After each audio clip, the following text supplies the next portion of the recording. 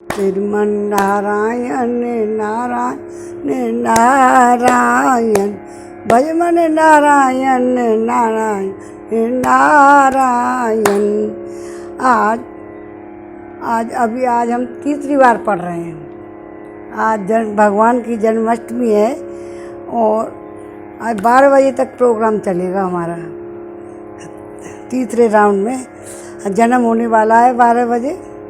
अब हम 1 घंटा बाद जन्म भी करेंगे और हमारे यहाँ एंड भी होने वाली है। जय जय राधे कृष्णा राधे कृष्ण राधे गोविंद, जय जय राधे कृष्णा राधे कृष्ण राधे गोविंद। केशव जी कल्याण गिर धरण छवि लेला, मदन मोहन श्री वृंदावन चंद। जय जय राधे कृष्णा राधे राधे गोविंद, जय जय राधे कृष्णा राधे गोविंद। देवकी के छैया लाल, बलभद्र जू के भैया लाल, जाको मुख देखते कटते अते पंद।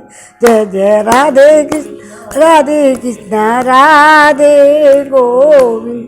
ब्रजपति ब्रजराज सुरन के सारे का, मुरलीधर नैना देखते आनंद। जय जय राधे कृष्ण राधे गोविंद। चक्रभुज चक्रपाण देवकी नंदन दे, नंद को नंदन स्वामी असुर निकंदन। माधव जी मुकंद मधुसूदन बिहारी, रास को रचैया स्वामी गोकुल चंद। जय जय राधे कृष्ण राधे गोविंद। राधिका रमण प्रभु यशोदा जी के नंद को मुख। चलो देखिए और आगे बाद में करेंगे, आरती बहुत देर हो जाएगी।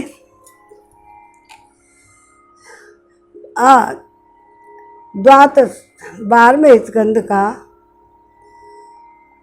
12वां अध्याय।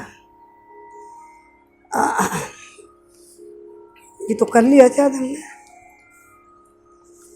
श्रीमद् भागवत का संक्षिप्त विवरण।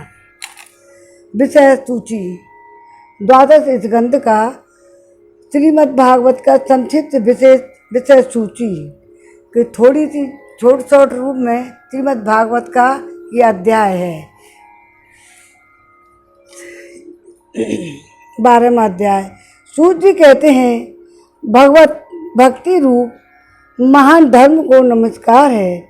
विश्व विधाता भगवान श्री कृष्ण को नमस्कार है। अब मैं ब्राह्मणों को नमस्कार करके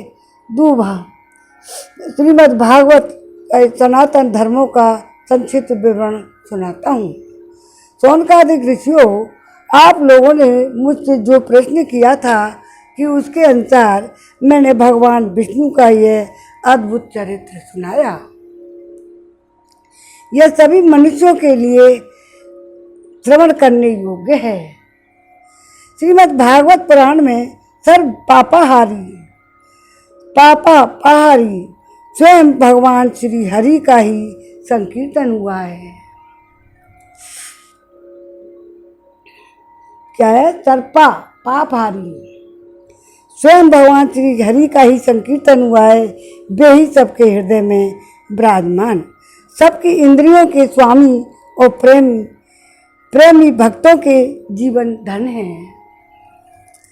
इस श्रीमद् भागवत पुराण में परम रहस्य में अत्यंत गोपनीय ब्रह्म तत्व का वर्णन हुआ है। आपने सभी पढ़ा होगा, सुना होगा कि अब इसको छोटे छोटे रूप में संक्षेप में बता रहे हैं। भागवत तो पूरी हो गई है, लेकिन इनके बारे में अलग से छोटे रूप में। तो उसमें ब्रह्म में ही इस जगत की उत्पत्ति, स्थिति, प्रलय की प्रतीति होती है। इस पुराण में उसी परम तत्व का अनुभव, आत्मज्ञान और उसकी प्राप्ति के साधनों का स्पष्ट निर्देश है। शौनक जी इस महापुराण के प्रथम स्कंद में भक्ति योग का भली भांति निरूपण हुआ है और साथ ही भक्ति योग से उत्पन्न उसको स्थिर रखने वाले वैराग का भी वर्णन किया गया है। परीक्षित की कथा और व्यास नारद संवाद के प्रसंग से नारद चरित्र भी कहा गया है। शुरुआत में जब शुरू हुआ तो नारद के संवाद से शुरू हुआ था और संवाद के प्रसंग से व्यास नारद संवाद के प्रसंग से लेकर नारद चरित्र भी कहा गया है। दोनों चीज कही है। राज ऋषि परीक्षित ब्राह्मण का साफ हो जाने पर किस प्रकार गंगा तट पर अनशन व्रत लेकर बैठ गए और ऋषिवर श्री सुखदेव जी के साथ किस प्रकार उनका संवाद प्रारंभ हुआ, यह कथा भी प्रथम स्कंद में ही है। योग धारणा के द्वारा शरीर त्याग की विधि, ब्रह्मा और नारद का संवाद, अवतारों की संक्षिप्त चर्चा तथा महतत्व आदि के क्रम में प्राकृतिक सृष्टि की उत्पत्ति आदि विषयों का वर्णन दूसरे स्कंद में किया गया है।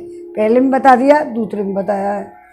नारद संवाद हुआ है ना पहले में, तो तीसरे स्कंद में पहले विदुर जी और उद्धव जी के तदंतर विदुर और मैत्री जी के समागम और संवाद का प्रसंग है।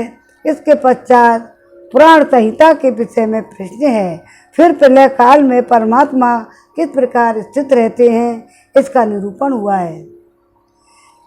गुणों के शोध से प्राकृतिक सृष्टि और महतत्व आदि 7 प्रकृतियों के द्वारा कार्य सृष्टि का वर्णन है।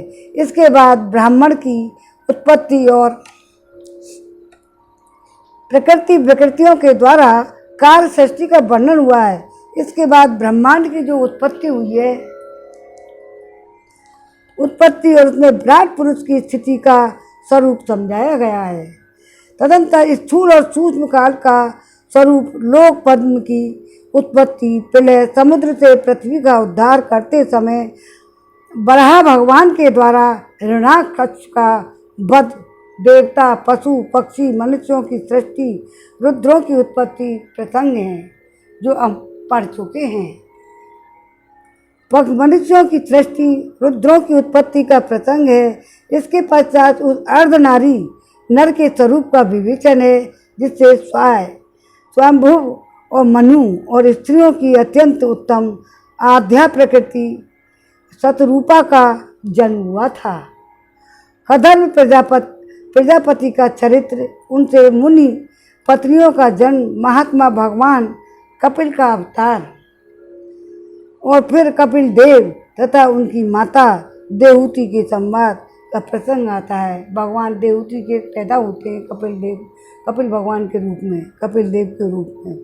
चौथे स्कंद में मरीच आदि 9 प्रजापतियों की उत्पत्ति, दक्ष यज्ञ का विध्वंस, राजऋषि ध्रुव और पृथु का चरित्र तथा प्राचीन वही और नारद जी के संवाद का वर्णन है।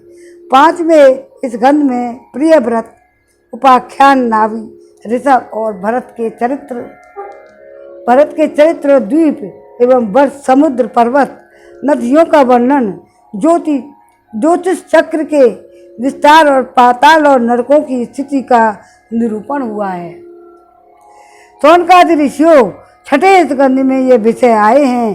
प्रचेताओं से दक्ष की उत्पत्ति और दक्ष पुत्रियों की संतान, देवता, असुर, मनुष्य, पशु, पर्वत और पक्षियों का जन्म, कर्म, वत्रासुर की उत्पत्ति और उसकी परम गति अब 7वें स्कंद के विषय में बतलाए जाते हैं। इस स्कंद में मुख्यतः दैत्यराज हिरण्यकश्यप और हिरण्याक्ष, जन्म, कर्म एवं दैत्य शिरोमणि महात्मा प्रहलाद के उत्कर्ष चरित्र का निरूपण है। 8वें स्कंद में मनवंतरों की कथा, गजेंद्र मोक्ष, विभिन्न मनवंतरों में होने वाले जगदीश्वर भगवान विष्णु के अवतार, कूर्म, मत्स्य, वामन और धन्वंतरी है, ग्रीव आदि, अमृत प्राप्ति के लिए देवताओं और दैत्यों का समुद्र मंथन और देवासुर संग्राम आदि विषयों का वर्णन है। 9वें स्कंद में मुख्यतः राजवंशों का वर्णन है। इक्ष्वाकु के जन्म, कर्म, वंशाविस्तार, महात्मा सुदुम्न, इला और तारा के उपाख्यान, इन सब का वर्णन किया गया है। सूर्यवंश का वृत्तांत, ससाद और नर आदि राजाओं का वर्णन, सुकन्या का चरित्र, चर्याति, खटवांग और माधांता, चौभरी, सगर और बुद्धिमान, ककुत्थ और कौशलेंद्र, भगवान राम के सर्व पापहारी चरित्र का वर्णन भी इसी स्कंद में किया गया है। तदंतर निमिका, देह त्याग और जानकी की उत्पत्ति का वर्णन है। भृगुवंश शिरोमणि परशुराम जी का क्षत्रिय संज्ञा, चंद्रवंशी नरपति,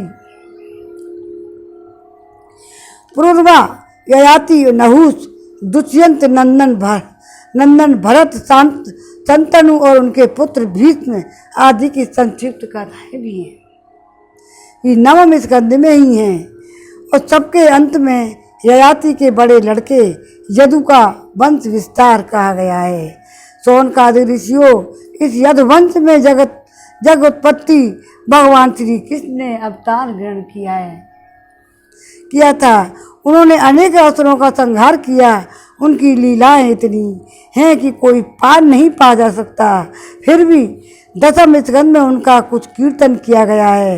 वसुदेव की पत्नी देवकी के गर्भ से उनका जन्म हुआ और गोकुल में नंद बाबा के घर जाकर बड़े हुए, बढ़े और पूतना के प्राणों की दूध के साथ भी पी लिया। पूतना को प्राणों के साथ ही पी लिया, खत्म कर दिया। बचपन में ही छकड़े की उलट दिया। तृणाव्रत बकासुर एवं बत्सासुर को पीस कर डाला और सपरवार धेनकासुर और प्रलम्बासुर को मार डाला। दावानल से घिरे गोपों की रक्षा की, काले नाग का दमन किया, अजगर से नंद बाबा की छुड़ाया। इसके बाद गोपियों ने भगवान को पति रूप में प्राप्त करने के लिए व्रत किया। भगवान श्री कृष्ण ने प्रसन्न होकर उन्हें अभिमत वर दिया और भगवान ने यज्ञ पत्नियों पर कृपा की। उनकी पतियों और ब्राह्मणों को बड़ा पश्चाताप हुआ। गोवर्धन धारण की लीला करने पर इंद्र और कामधेनु ने आकर भगवान का यज्ञ अभिषेक किया। शरद ऋतु में रात्रियों में ब्रज सुंदरियों के साथ रास क्रीड़ा की। दुष्ट शंखचूर्ण, अरिष्ट और केसी के वध की लीला हुई। तदंतर अक्रूर जी मथुरा से वृंदावन आए। उनके साथ भगवान श्री कृष्ण तथा बलराम जी ने मथुरा के लिए प्रस्थान किया है। उस प्रसंग पर ब्रज सुंदरियों ने जो विलाप किया उसका वर्णन है। राम और श्याम मथुरा में आकर वहाँ की सजावट देखी और कुवलिया पीड़, हाथी को मुष्टक, चाणूर और कंस आदि का उन्होंने संहार किया था। संदीपन गुरु के यहाँ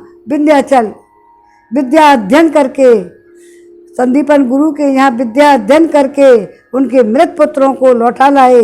शौनकादिक ऋषियों, जिस समय भगवान श्री कृष्ण मथुरा में निवास कर रहे थे उस समय उन्होंने उद्धव और बलराम जी के साथ यदुवंशियों का सब प्रकार से प्रिय और हित किया। जरासंध कई बार बड़ी बड़ी सेना लेकर आया और भगवान ने उनका उद्धार करके पृथ्वी का भार हल्का किया।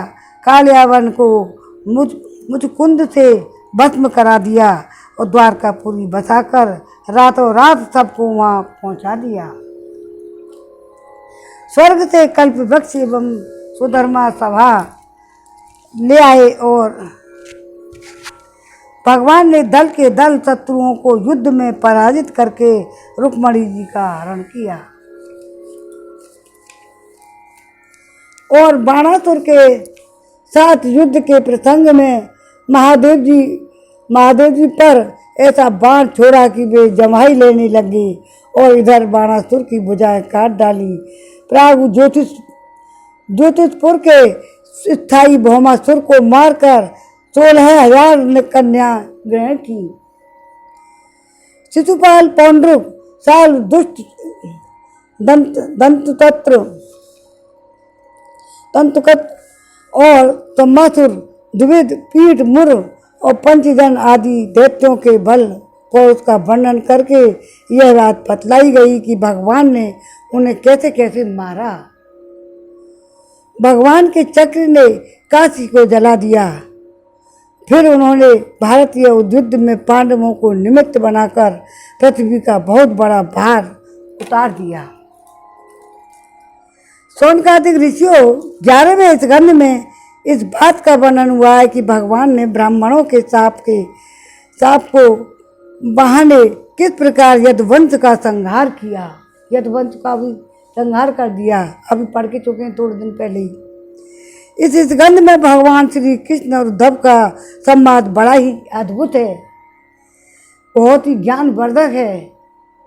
उसमें संपूर्ण आत्मज्ञान धर्म निर्णय का निरूपण हुआ है।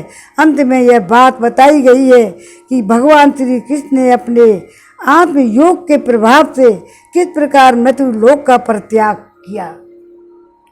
12वें स्कंद में विभिन्न युगों के लक्षण और उनमें रहने वाले लोगों के व्यवहार का वर्णन किया गया है तथा यह भी बतलाया गया है कि कली युग में मनुष्य की गति विपरीत होती है। 4 प्रकार के प्रलय और 3 प्रकार की उत्पत्ति का वर्णन भी इसी स्कंद में किया गया है, 12वें स्कंद में। इसके बाद परम ज्ञानी राज ऋषि परीक्षित के शरीर त्याग की बात कही गई है। तदंतर वेदों के शाखा विभाजन का प्रसंग आया है। मार्कंडेय जी की सुंदर कथा, भगवान के अंग और उपांगों का स्वरूप कथन और सबके अंत में विश्वात्मा भगवान सूर्य के गणों का वर्णन है। शौनकादिक ऋषियों, आप लोगों ने इस सत्संग के अवसर पर मुझसे जो कुछ भी पूछा उसका वर्णन मैंने कर दिया। इसमें संदेह नहीं कि इस अवसर पर मैंने हर तरह के भगवान की लीला और उनके अवतार चरित्रों का कीर्तन ही किया है। जो मनुष्य गिरते पड़ते, फिसलते, दुख भोगते अथवा छींकते समय व्यवस्था से भी ऊंचे विचर से बोल उठता है हरे नमे, वह सब पापों से मुक्त हो जाता है। यदि देश काल और वस्तु में अपरिछिन्न भगवान श्री कृष्ण के नाम, लीला और गुण आदि का संकीर्तन किया जाए अथवा उनके प्रभाव, महिमा का आदि का श्रवण किया जाए, वे स्वयं ही हृदय में आ विराजते हैं और श्रवण कर कीर्तन करने वाले पुरुष के सारे दुख मिटा देते हैं। ठीक वैसे ही जैसे सूर्य अंधकार को, आंधी बादलों को तितर बितर कर देती है, उसी प्रकार भगवान के कीर्तन सारे दुखों को मिटा देते हैं। जिस वाणी के द्वारा घटवासी अविनाशी भगवान के नाम, लीला, गुण आदि का उच्चारण नहीं होता, वह वाणी भावपूर्ण होने पर भी निरर्थक है, सारहीन है, सुंदर होने पर भी असुंदर है और उत्तमोत्तम विषयों का प्रतिपादन करने वाली होने पर भी असत कथा है। जो वाणी, वचन और भगवान के गुणों से परिपूर्ण रहते हैं, वे ही परम पावन हैं, वे ही मंगल में हैं और वे ही परम सत्य हैं। जिस वचन के द्वारा भगवान के परम पवित्र यश का गान होता है, वही परम रमणीय, रुचिकर और एवं प्रतिक्षण नया नया जान पड़ता है। उससे अनंत काल तक मन को परमानंद की अनुभूति होती रहती है। मनुष्यों का सारा शोक, चाहे वह समुद्र के समान लंबा और गहराई क्यों ना हो, उस वचन के प्रभाव से सदा के लिए सूख जाता है। जिस वाणी से चाहे वह रस, भाव, अलंकार आदि से युक्त क्यों ना हो, जगत को पवित्र करने वाले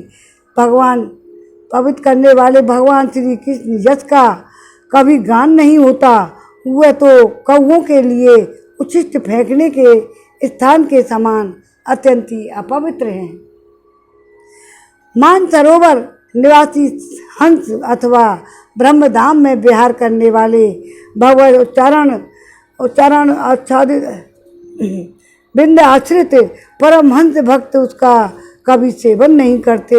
निर्मल हृदय वाले साधुजन तो वही निवास करते हैं जहाँ भगवान रहते हैं।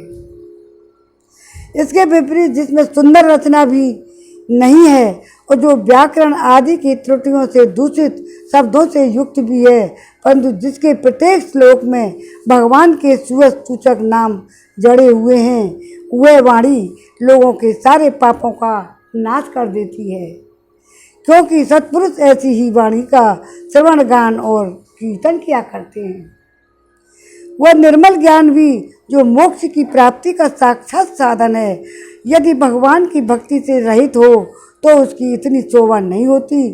फिर जो कर्म भगवान को अर्पण नहीं किया गया है, वह चाहे कितना ही ऊंचा क्यों ना हो, सर्वदा अमंगल रूप दुख देने वाला है ही है। वह शोभन वर्णनीय हो ही कैसे सकता है। वर्णाश्रम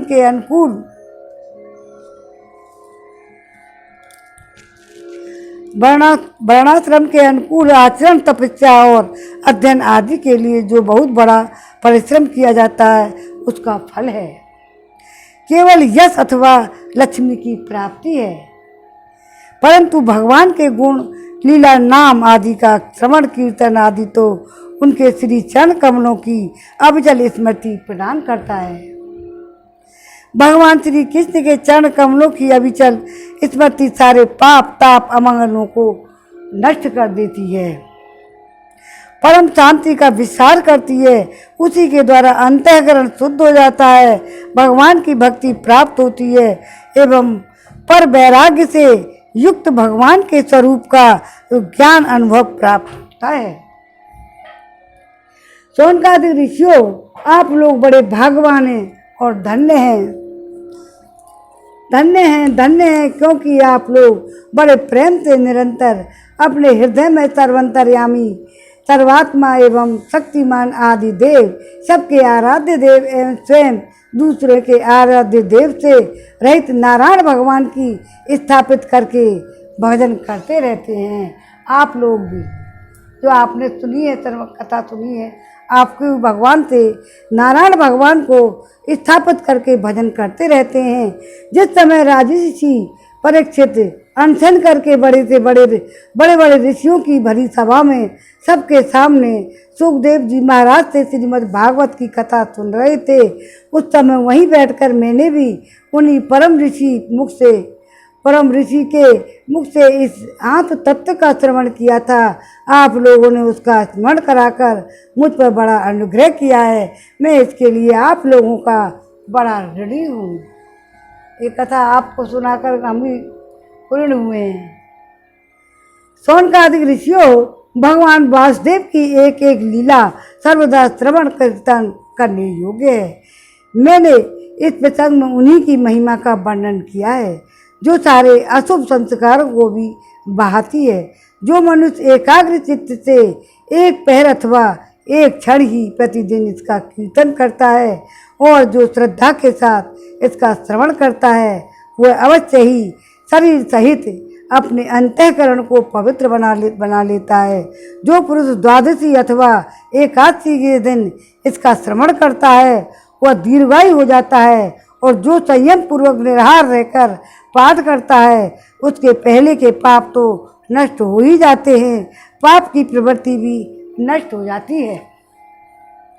जो मनुष्य इंद्रियों और अंतःकरण को अपने बस में करके उपवास पूर्वक पुष्कर, मथुरा अथवा द्वारका में इस पुराण संहिता का पाठ करता है, वो सारे भयों से मुक्त हो जाता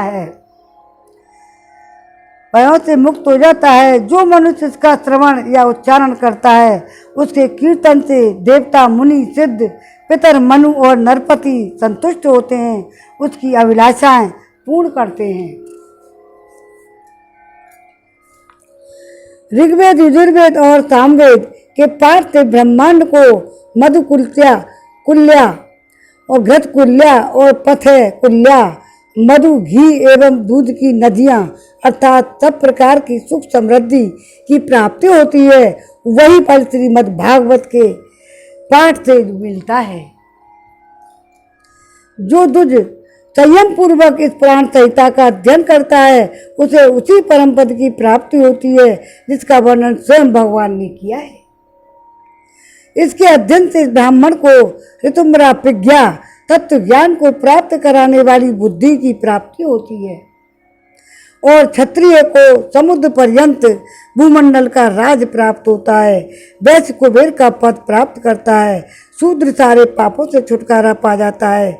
भगवान ही सबके स्वामी हैं और समूह के समूह कलमलों को ध्वंस करने वाले हैं। यूँ तो उनका वर्णन करने के लिए बहुत से पुराण हैं, परंतु उनमें सर्वत्र और निरंतर भगवान का वर्णन नहीं मिलता।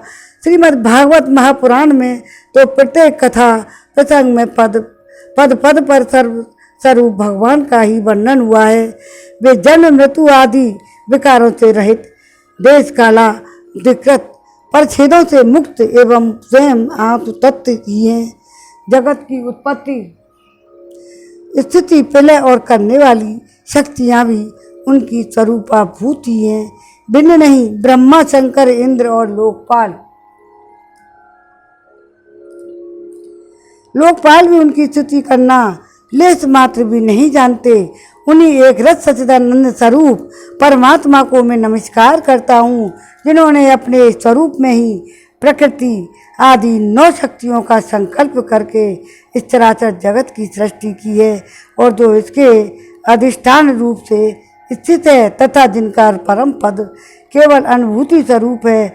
उन्हीं देवताओं के आराध्य देव सनातन भगवान के चरणों में मैं नमस्कार करता हूँ। श्री सुखदेव जी महाराज अपने आत्मानंद में ही निमग्न थे। इस अखंड अद्वैत स्थिति से उनकी भेद दृष्टि सर्वथा निवृत्त हो चुकी थी।